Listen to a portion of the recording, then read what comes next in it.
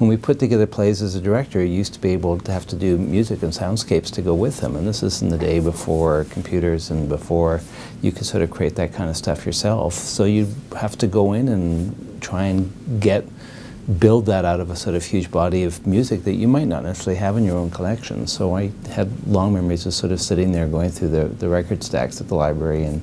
looking for music and picking music and listening to it and figuring out what I was going to do in order to go with the shows. And I think that's one of the really intriguing things about the library, how the technology of the library has changed over the years and continues to change and adapt and in some ways stay out front and make technology available to people that they wouldn't necessarily have for themselves. What's exciting about the library is it always challenges itself to try and think ahead, to try and deal with whatever the next technology is all about and make it available and make it publicly available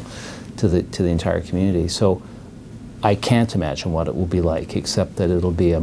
new and unimaginable version, I suspect, of what it is today. I was trying to remember there's a film from the 60s, and I just can't remember which one, where there's a young woman whose most exciting day is the day that she goes and gets her first library card, and that's something that becomes a kind of personal joining of community and of society, but also a personal identity that is just, and she keeps on trying out